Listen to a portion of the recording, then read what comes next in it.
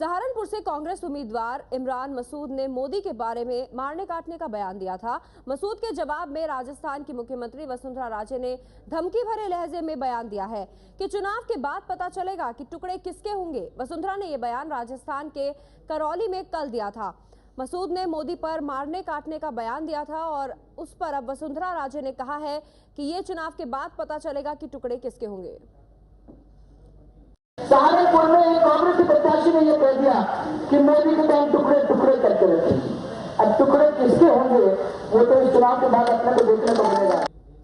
कांग्रेस के सहारनपुर से उम्मीदवार इमरान मसूद ने मोदी के बोटी बोटी करने का जो बयान दिया था तब उनकी गिरफ्तारी हो गई थी। मसूद जमानत पर रिहा हो चुके हैं लेकिन अपने बयान को सही ठहरा चुके हैं। ड्रामेबाजी करने को कोई कुछ कर ले, नरेंद्र मोदी से कौन लड़ेगा? इमरान लड़ेंगे जो ठोक के जवाब देना जाने को मोदी को मोदी के ठोक के। वो गुजरात समझ रहा 4% मुसलमान है गुजरात में, यहाँ 42% मुसलमान है, यहाँ गुजरात बना देगा, छोटी काट देंगे छोटी छोटी। तो अब वसुंधरा राजे ने इमरान मसूद के उस बयान का जवाब दिया है जिस बयान के तहत इमरान मसूद को जेल तक जाना पड़ा था। हालांकि वो रिहा हो गए हैं जमानत पर। इमरान मसूद के बयान पर अब वसुंधरा राजे ने कहा है कि ये चुनाव के बाद पता चलेगा कि टुकड़े किसके होंगे। आपको बता दें सहारनपुर से कांग्रेस के उम्मीदवार है इमरान मसूद और मसूद ने मोदी को मारने और काटने का बयान दिया था। इमरान मसूद के बयान पर आज वसुंधरा राजे ने ये कहा है कि ये तो चुनाव के बाद पता चलेगा कि टुकड़े किसके होंगे और ये वसुंधरा राजे ने धमकी भरे लहजे में कहा है।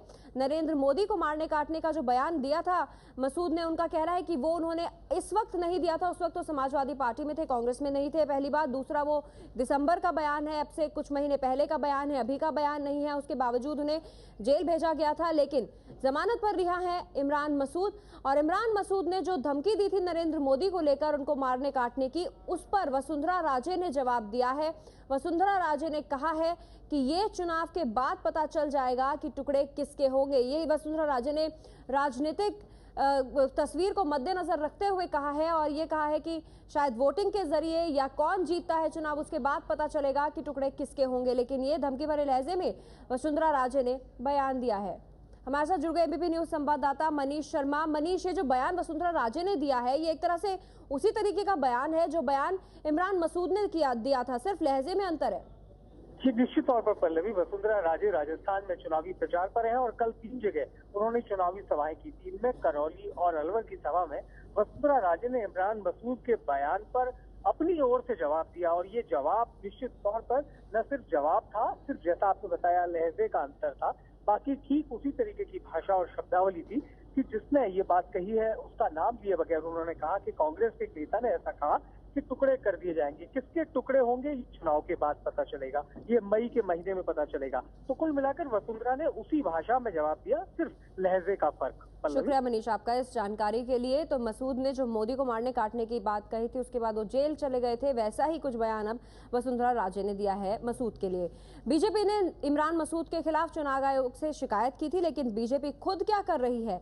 वसुंधरा राजे ने भी बदले की बात कही और कल ही बीजेपी के महासचिव अमित शाह ने भी बदले की बात कही थी। तो ये बीजेपी के नेता हैं और ये भी इस तरीके की भाषा का इस्तेमाल कर रहे हैं जिसमें साफ साफ बदला नजर आ रहा है। जहां एक तरफ वसुंधरा राजे ने आज कहा है इमरान मसूद ने नरेंद्र मोदी को लेकर जो बयान दिया था उस पर पलटवार करते हुए कि चुनाव के बाद पता चलेगा कि आखिर किसके टुकड़े होंगे। वहीं अमित शाह ने भी बदले की राजनीति की बात कही और कहा है कि हम अपमान नहीं सहेंगे।